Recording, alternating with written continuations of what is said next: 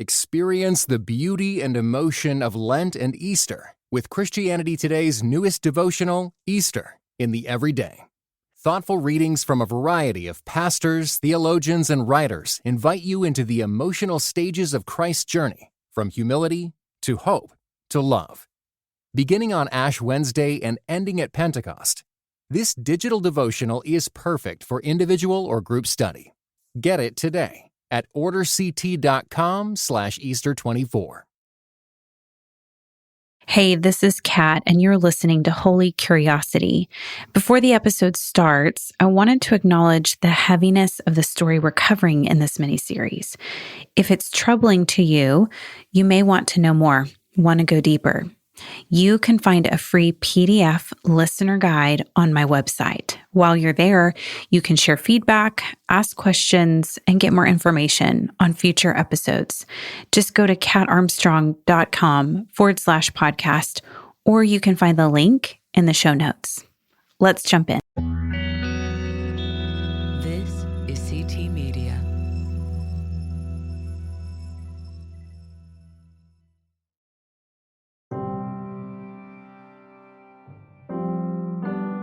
I'm Kat Armstrong, and you're listening to Holy Curiosity, a podcast highlighting the genius storytelling of God from the Old Testament to the New.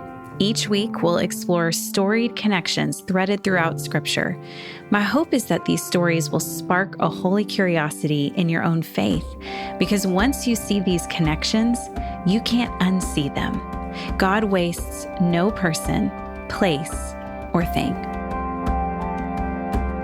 On this episode, I'm joined by Dr. Tim Mackie, one of the creators of the Bible Project. Tim's podcast with John Collins is my favorite podcast out there. Sorry, Dr. Moore, you are a real close second. Tim has a master's from Western Seminary and a PhD in Hebrew Bible and Jewish Studies from the University of Wisconsin-Madison. He also happens to be the best biblical theology nerd out there. Tim and I are going to trace Shechem through the Old Testament by quickly visiting each mention of it from Genesis to John. And here's what we're going to find. Places in the Bible don't just matter. They have meaning. God is a storytelling genius, and he repurposes Shechem as a location for some really troubling stories in the scriptures. And I think Shechem is like a literary pile-on. It's a really bad place, and it needs redemption. Tim, welcome to Holy Curiosity. I'm so glad you're on the show today. This is like a dream come true, and I think my mom's like listening at the door, wondering if she can get like an autograph. Oh, okay. Well, I wish that I could reach through our screens, but it's great to be here, Kat. Really happy to contribute to this important series of conversations. So, fun story, my son Caleb is 10, and this summer we started reading the New Testament together. So we gave him a big incentive. And before we started each book, we would watch the Bible Project video. Oh, wow. Okay, great. Yeah, to introduce him to every book. Awesome. And so he's fallen in love with Bible Project. And by the time we got to Revelation, Tim, he was like, he finished the video and he goes, "Dragons and bloody battles. This is going to be awesome." That's what he said. Yeah. Wow. That sounds like my 10-year-old. Yeah, but that's good. That's good. I haven't shown him the Revelation videos yet. You're braver than I am. I know. It opened a whole can of worms, multiple. Yeah. Wow. But it's so neat to see through a child's eyes, how they take in these stories. Yes. And I joke often that my son is the one who's envisioned so much of my ministry for me, because he comes to me with brilliant questions that I've never thought of, or he connects images, people, places, and things in scripture that I didn't pay attention to. And he's so close to stories that he sees these storied elements that otherwise I would miss. But we really appreciate the work of Bible Project. So glad you're on the show. And the reason I wanted you on, Tim, is I wanted you to help us trace Shechem, a place in the Bible, mentioned in the Bible several times, from the Old Testament to the New. And so I'd love for you to talk about why tracing a Bible location is important for our Bible study. Yeah, no, that's an excellent question. And just good instinct to assume that there is some benefit, but what is it? But the instinct is right. The Bible, it originated as a collection of texts from an actual set of places and times in ancient Israel's history. And so there's a lot that, the biblical authors could take for granted about just assumed knowledge on the part of the readers. And so a lot of biblical geography certainly began life with just because these are the places where the things happened. But as the years went on and the biblical collection developed, and as the biblical authors over generations began to shape the collection, one thing they did was shape especially the narrative books that span from Genesis through 2 Kings, really as a unified whole, and shaped the stories so that there's a linkage of repeated words and themes that go from the 7-day creation narrative at the beginning all the way through to the exile in Babylon at the end of 2 Kings. And one of the ways that they develop repeated themes throughout that collection is by highlighting where events took place. They don't always have to tell us where something took place, and they often don't. So whenever they do, it's usually significant. And Shechem, so let's get a little Hebrew lesson. In Hebrew, or classic Hebrew, the place name is called Shechem. There's actually no Shechem. vowel between the SH and the in CH. Texas we say Shechem. Yes, totally. That's right. So, and you roll with that, Kat. So I'll probably say, I might go back and forth, but I'll probably say Shechem. It's the Hebrew word for shoulder or back. And some people have wondered if the fact that the town was located in that valley between the two, if it means something like back, like between your two shoulder blades. If you kind of put your shoulder blades back, Shechem's kind of like the town in the middle. So when the biblical authors, I think, surveyed their history and they saw patterns of the similar types of things tend to happen at the same places over the course of their history, the biblical authors highlighted that and often then would shape and tell stories in a certain way to evoke all the memories that have taken place previously at that location.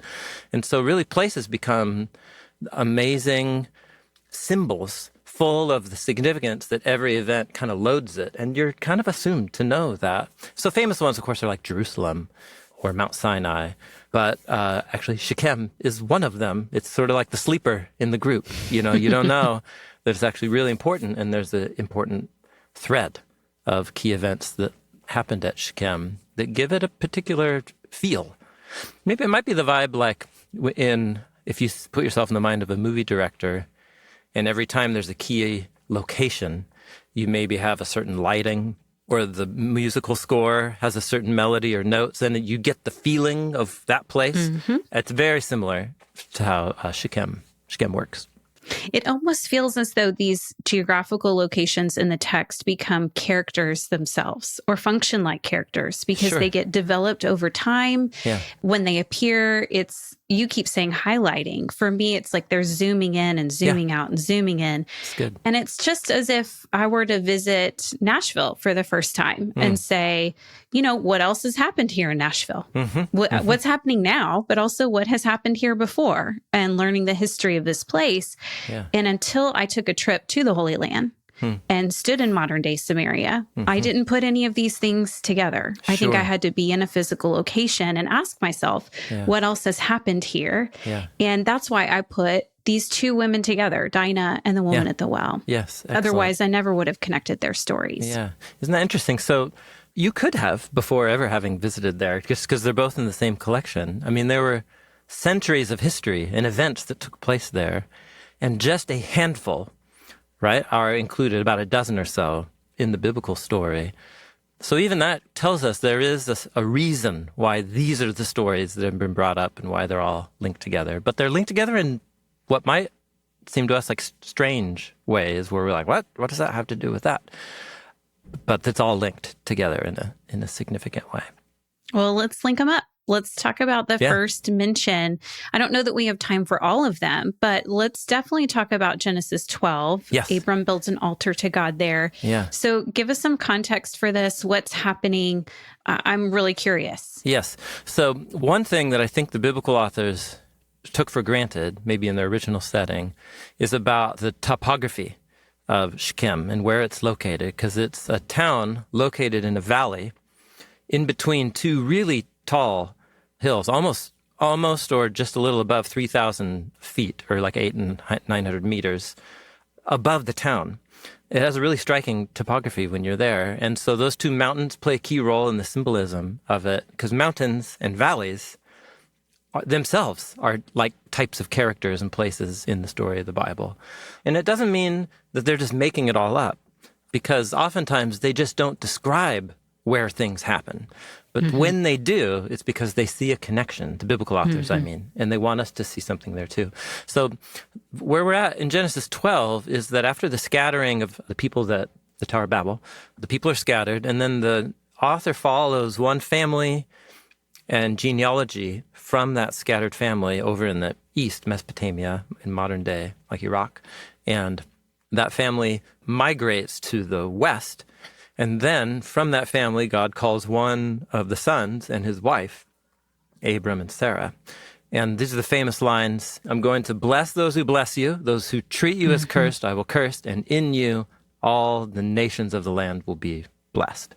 So God wants to restore the Eden blessing through this couple by them becoming a great family. And he then says, go to a land that I'm going to show you. So Abram and Sarah just wander to the west.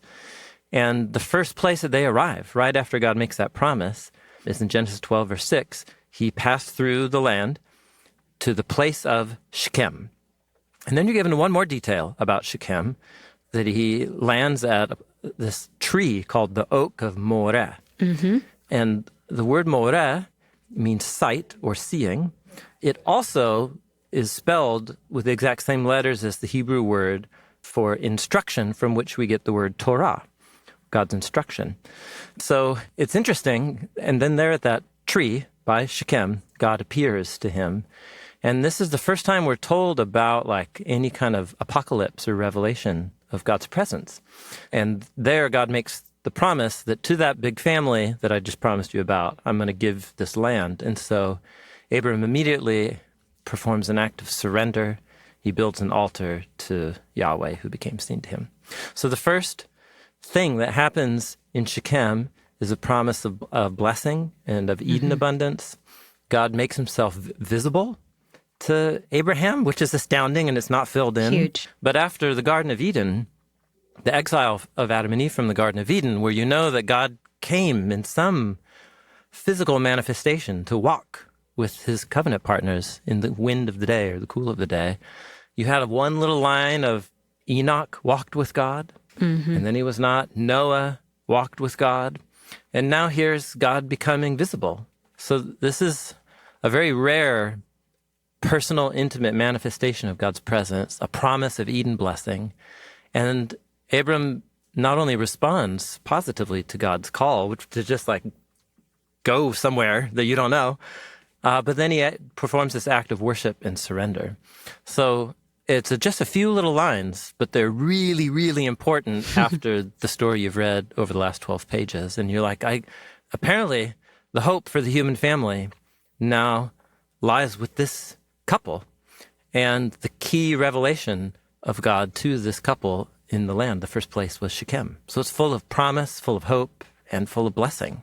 Hooray. Yeah, I mean, it seems to me our first introduction to this place is that it's safe and it's a place where you worship God. It's where you commune, connect with God. Yeah. And so I feel like that's why Genesis 34, which comes next, feels so jarring. Yeah, because that's right. it's supposed to be a safe place where you commune with God. That's what happened last. And now we have what seems to me a crime scene. Yeah, and so the important set of dots kind of between the two stories is it wasn't all like roses and obedience for Abraham and Sarah. They actually immediately distrust that promise that God made them, and they come up with a plan to create that big family through their own wisdom and plan, which is for Abraham to have sex with an Egyptian slave that they acquired when he was lying through his teeth to the king of Egypt at chapter 12. So they get this Egyptian slave, and then he has sex with her, and then we're told that that slave became dishonored in the family, and Sarah, Abram's wife, oppresses her, and she wants to run away. And God's response to that is both to bring a sign of judgment and hope on Abraham's body. And this is relevant for Genesis 34. Yep. So, and that sign is circumcision. So it's a cutting away of all this flesh from the part of the body that Abraham just used to abuse their Egyptian slave. But then also it's a sign of hope, because it's from that part of the body that Abraham will make his contribution to Sarah's womb and to the future of their family that God's going to bless the nations through. And then the first person, the first male to receive circumcision is Abraham's firstborn son, Ishmael, who's incidentally not of the line of the covenant promise. It goes to the secondborn, his son Isaac. And so circumcision is about the inclusion of the outsider into the covenant promise. And this is a part of what makes what happens in Genesis 34 even more tragic. Not just that the place where God first revealed himself becomes a place of tragedy and murder and abuse, but also the practice that God instituted for the inclusion of the outsider becomes a weapon for murder. So Genesis 34 is one of those stories in the Bible that's like, pick your movie, right, or TV series. It's a tragedy. It's shocking. It's gross. It's meant to horrify you. The fact that the story is in the Bible doesn't mean that anything that happens in the story is okay. And it's actually trying to expose some of the darkest, most horrific expressions of human nature. So now Abraham's grandson, Jacob, and he has a big family, and we're only told about one daughter born to him, Dinah, is how you say her name in Hebrew, or Dinah. And so he buys a plot of land from the leader of the town, and actually, you've already done a whole episode to talk about this story. We have. I mean, we've talked about the power differentials. We've talked about the importance of property ownership. But I am curious, Tim, you've probably visited this chapter many times. I know I have. And what your reflections were on this reading, preparing for this show, or some things that stood out to you that are newer and that are about the place.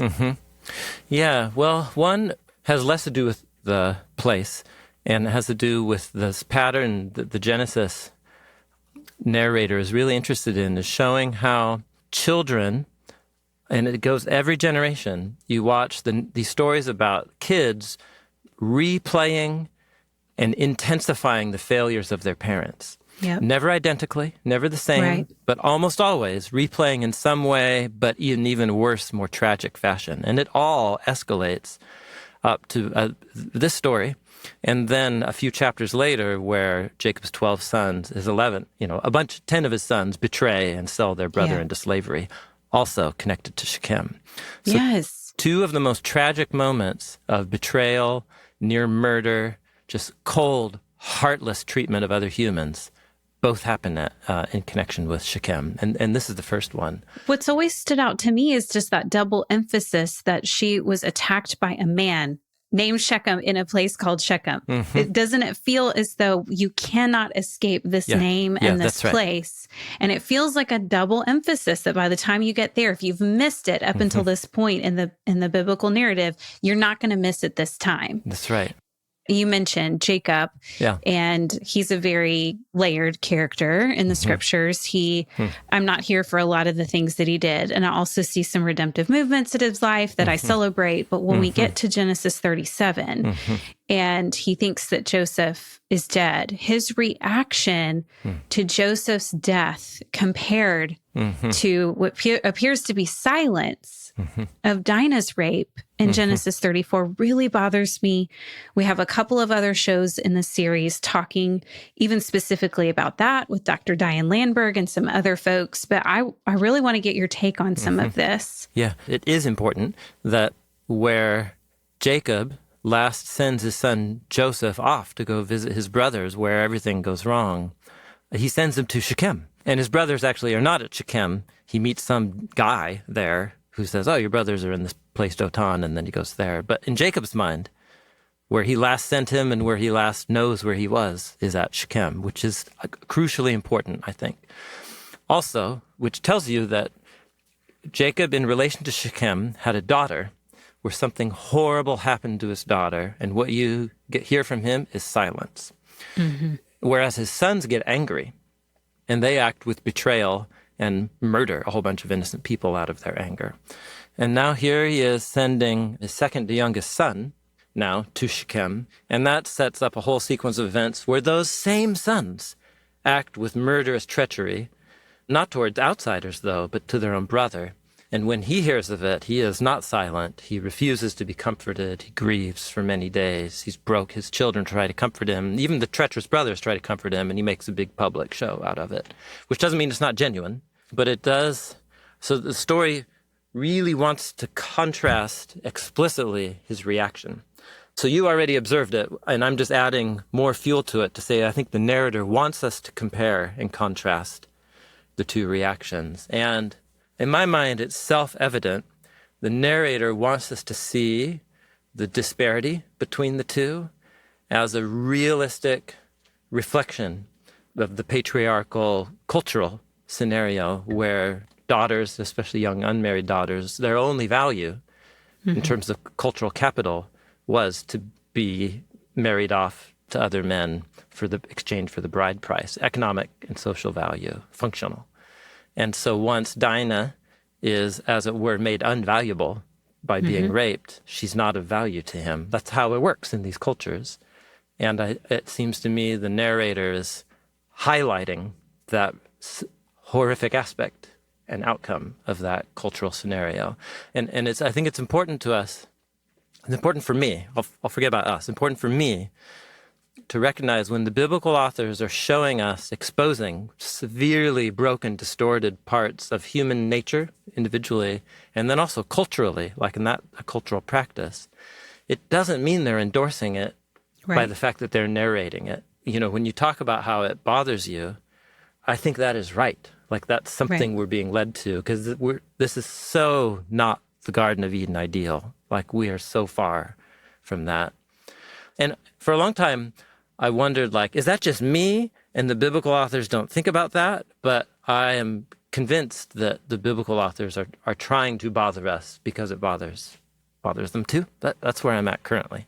100%. So I think we've covered most, if not all, in Genesis, the mentions of this place. And it's gone from a place where you meet safely with God to a crime scene, to a really worse crime scene, to a place you definitely don't want your son to be abandoned to. Yeah, that's right. There are a couple others. It's not mentioned by name, but it is hinted at in Deuteronomy and Joshua. Shechem is, because when Israel's supposed to go into the land after their journey up out of Egypt and through the wilderness, Moses tells them in Deuteronomy 11 and again in 27, go to this place, go to this valley, where there's this tree called the Oak of Moreh between two mountains. And there, read all the words of this covenant partnership that I've given to you and dedicate yourself to God. And then actually have a group of Israelites go up on one mountain, Ebal, and read aloud the disaster and the curses of the covenant. Have a bunch of people go up Mount Gerizim. So Moses says, go do this ritual when you get into the land, but never calls it Shechem. It just calls it by everything that you're supposed to know at Shechem. And then when you get to Joshua does that. We're told that that's what he does in chapter 8. And then in chapter 24, he goes, they build an altar, they dedicate themselves to God. And you're like, this is great. Like, what could go wrong? A lot could go wrong, Tim. It's like, but it's a wonderful way that the narrator sets you up. And then you're like, well, I know what happened when after Abraham, like, dedicated himself to God. It went terrible. We feel some possibility. Yeah, that's right. In Deuteronomy and Joshua. And then I also think, I know we're not there yet, but by the time we get to John chapter 4, don't you imagine that this is exactly what they would have in the back of their brains with these moments of going to that valley with those two mountains, and then her conversation about the two mountains and where the temple's supposed to be, and this moment where she declares her faith, right? So I just think she's repeating this storyline. Yeah. And if we're not following this place, we wouldn't know that. Yeah, that's right. So it's a wonderful example of, you can read a story about Jesus and a woman near a well at this place and not know anything and just read the words for the first time. And it's a beautiful, compelling, amazing story. But John has loaded that story with all kinds of little nuances and details for further layers of meaning to discover over time. And that's definitely right. The fact that Shechem was where the inclusion of the outsider was twisted and perverted into this weapon of murder, where Dinah was raped, abused, and even abandoned by her own dad in terms of not defending her.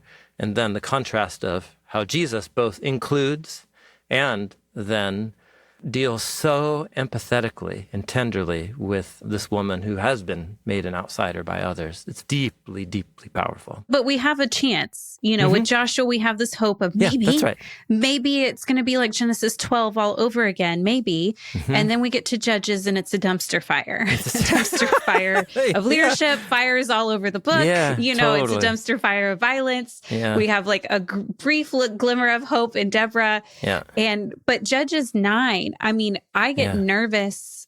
This is silly, but I get nervous even reading about this king.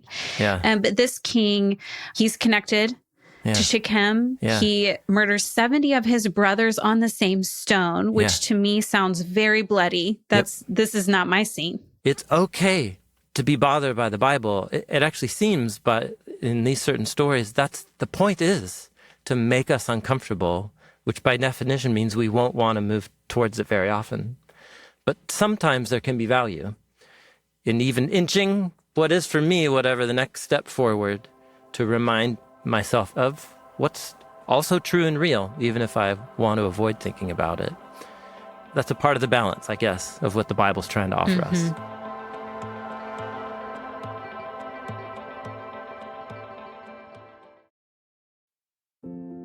This episode is brought to you in part by Zondervan. Are you looking for a Christmas gift for a child that will last a lifetime? If so, give them the best-selling Adventure Bible. With over 10 million copies of the brand sold, it's the #1 Bible for kids. This Bible helps them take an exciting journey through each chapter with full-color illustrations, hands-on activities, and more. Along the way, they will meet all types of people, see all sorts of places, and learn all kinds of things about the Bible. More importantly, they will grow closer in their relationship with God. Now available in 5 different Bible translations, the Adventure Bible is the Christmas gift that keeps giving year after year. Go to adventurebible.com to find free Bible trivia games, activities, and more information about the Adventure Bible. Visit adventurebible.com today to start the adventure.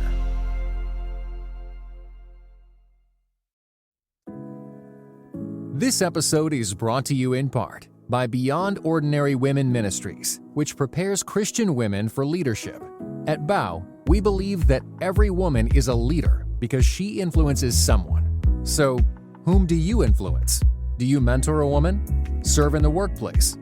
Or do you lead a small group, teach the Bible, or even lead an entire ministry?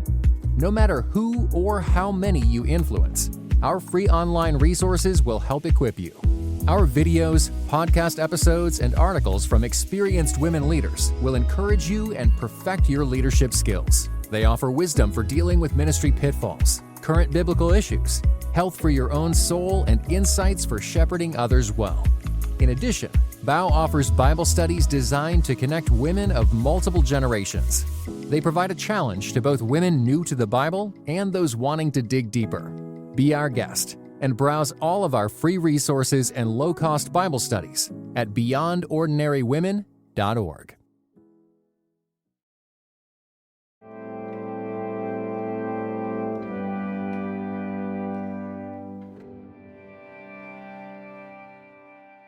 Yeah, I mean, at this point, I'm feeling Shechem is a place I never want to go. Yeah, this is like, get me out of that's here. Totally Don't right. go there. Don't send anybody there. Hope you're not from there. It seems even if you're from there, it follows you. Yeah. So this is the bad place. Though the Abraham and the Joshua moments remind us that those places are not, it's not like they're destined to be that. They become that because of the slow repetition of choices over the course of generations. And that's also part of the wisdom, I think, of the biblical story, is that we inevitably replay the actions of our parents, whether we want to or not. But it is also our choice, and it doesn't have to end in Shechem. Like, it can end differently. It can, and it often does.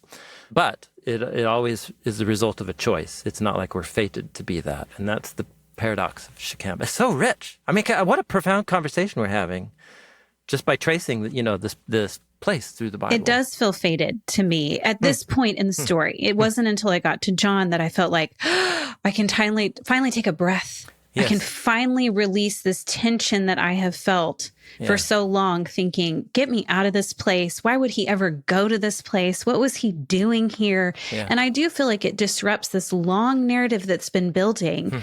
Don't go there. Don't be there. Don't be from there. These are all the bad things that can happen. Even these little high points we've had, guess what? We've had huge disappointments right after. Don't get your hopes up here. Things are not going to change here. And then Jesus steps into Sychar, which, that for me, Tim, opened up a whole new world of God can come in to really dark places in our own lives and redeem places we don't want to be, that we do feel are faded.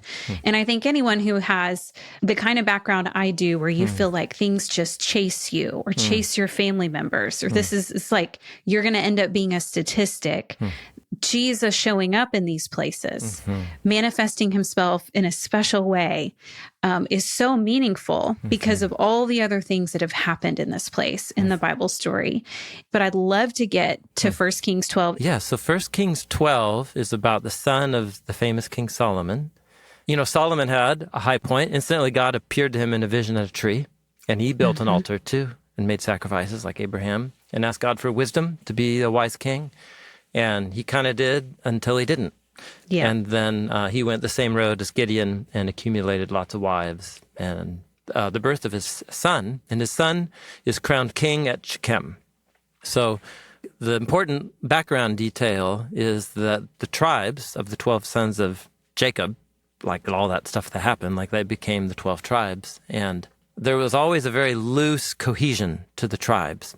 And Solomon's dad, David, brought the tribes together in the United Kingdom. But you always got the sense that it was a very tenuous unity. And Solomon raised taxes and reorganized the tax districts and just bulldozed over the lines of the tribal families. It's like he's trying to just remake Israel into a new type of thing.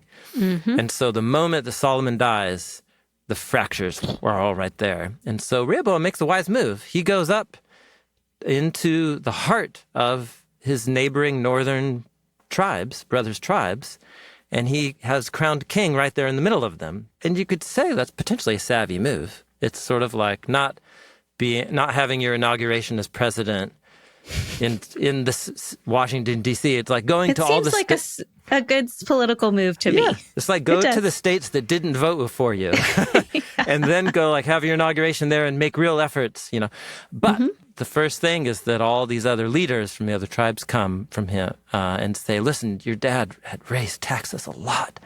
Could we chill out on that? Could we dial it back?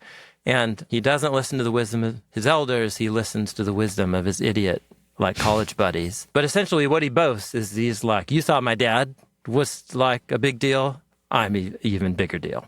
Right. And so there it is. That's Shechem, the brothers. Great leadership. So expectant about this leader. Lucky us. Yeah, totally. Yay. Yeah. I read the story and I'm like, great, who's this guy and what mayhem is he going to create? And he doesn't disappoint. Yeah. And I noticed for the first time yesterday in my rereading was that he says he's going to add to their yoke. Yes. So Solomon had burdened them and taxed them seemingly to death. And instead of giving them mercy, which they ask for, what he gives in return is not mercy, but an added yoke, a burden. Yep. Yeah. And again, I shouldn't fast forward too soon, but I'm thinking of John. I'm thinking of Jesus. I'm thinking of his conversation. I'm thinking of how to really worship God. I'm thinking of what he tells her.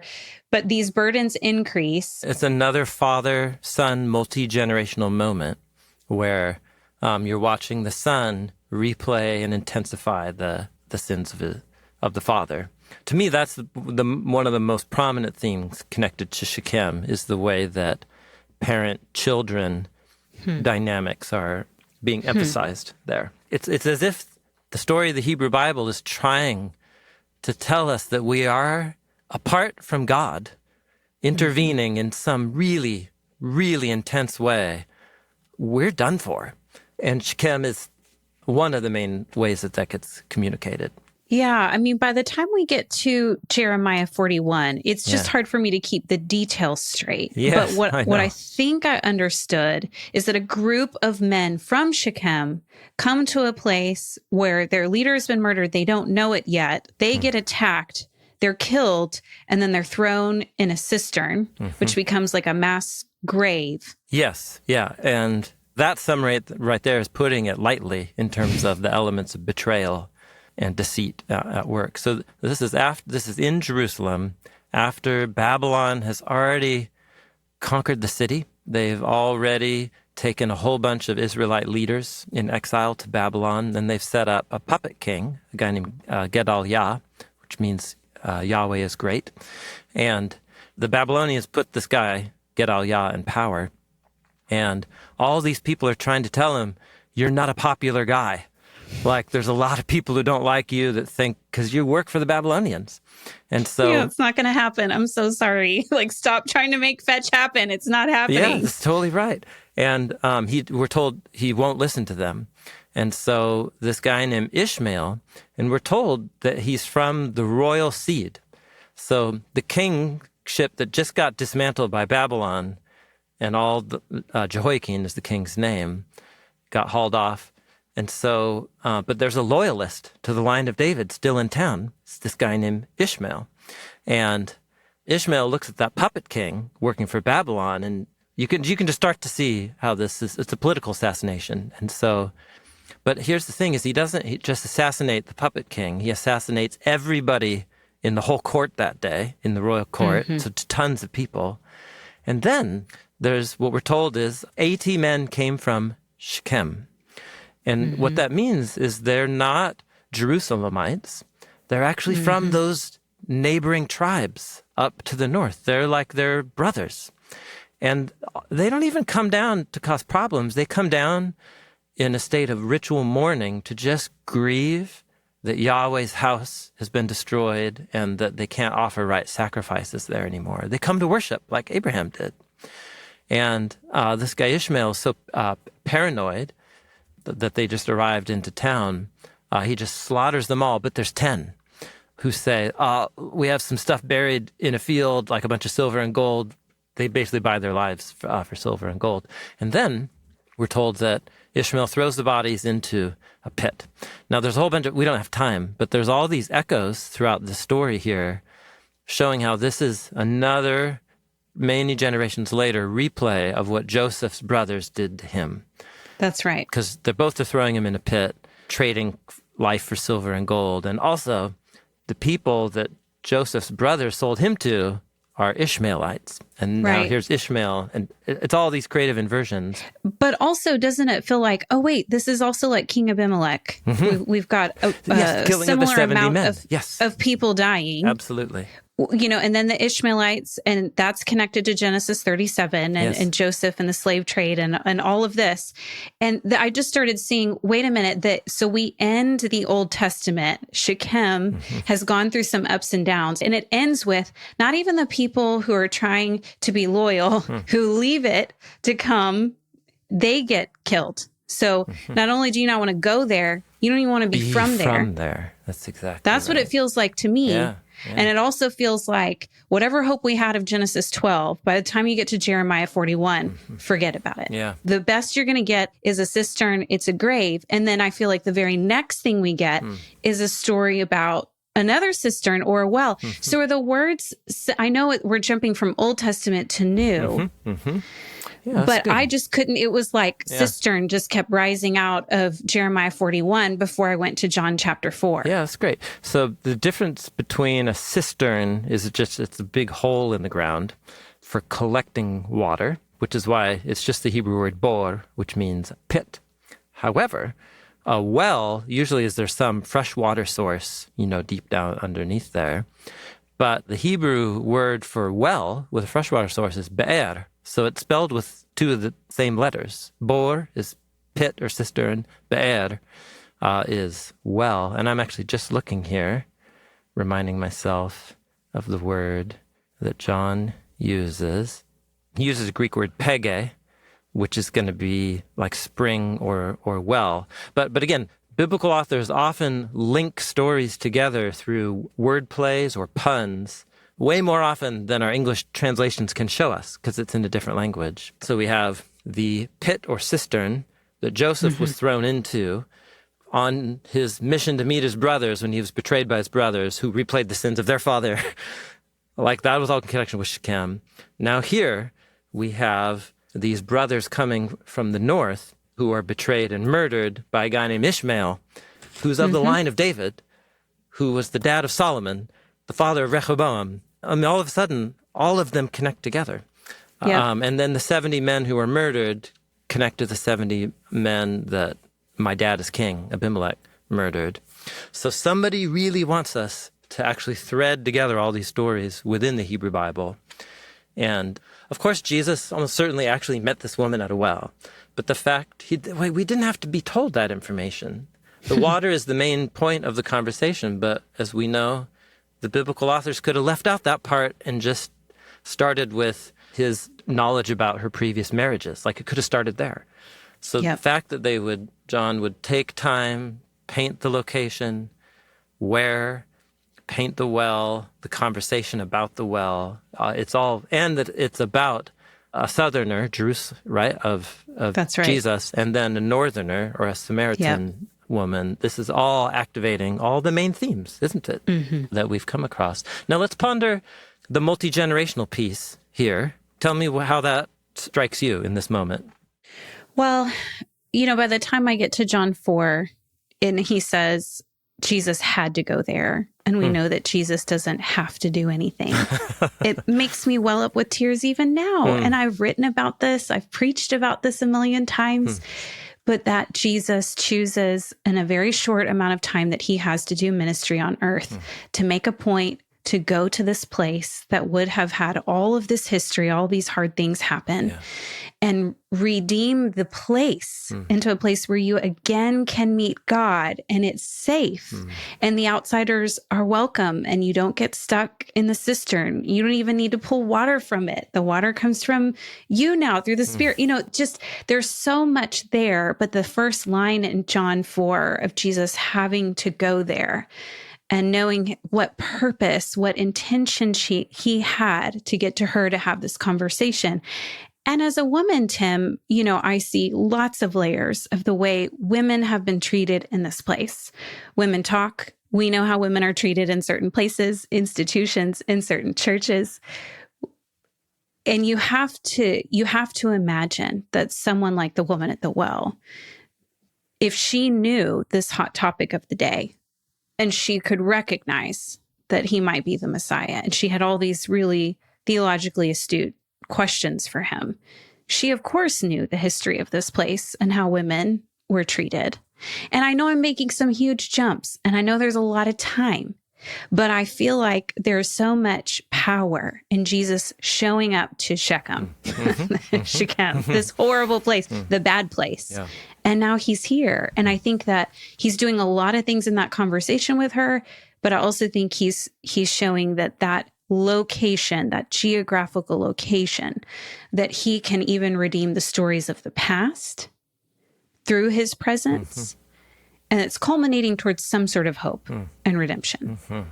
Who knows what this woman had in her mind, except that this was just a life-changing encounter. Like, that's clear. That was for sure on her mind. But the question is for John. Why does John tell us this story, and what significance does he want us to see? And we know that he really cares about the meaning of places, because every other place, the wedding feast, the seashore, Jerusalem, the temple courts, like, these are loaded with meaning. And that we should just assume that there's going to be layers of meaning connected to this place that maybe the Samaritan woman didn't have in her mind, but that he wants us to see. And the other thing, to really just bolster what you're saying, the fact that she appeals to the history of worship and what our ancestors did here. Your ancestors worshiped down there. Our ancestors. She's appealing to the ancestral practice, which surely is meant to echo, like, there's a whole lot of other things our ancestors did here. They're inversions. And this is really an important tool the biblical authors have. They really count on readers bringing the whole history of memory into particular stories. And part of their meaning is knowing how to connect them and in this case, invert. I mean, Jesus is just inverting almost every single expectation you have, which is, of course, why he's so beautiful. He is. There was no reason for Jesus to have been in Shechem except for his divine determination to speak with the woman at the well and his intention to address generations of sin and trauma in this place. His entrance into the town would have caused first-century readers to remember its biblical history in the Old Testament. I don't have to tell you this because you already know it, but let me point out the obvious. We need our terrorizing places to be redeemed. We need Jesus to show up in our do not enter zones. We need our generational struggles to be redeemed.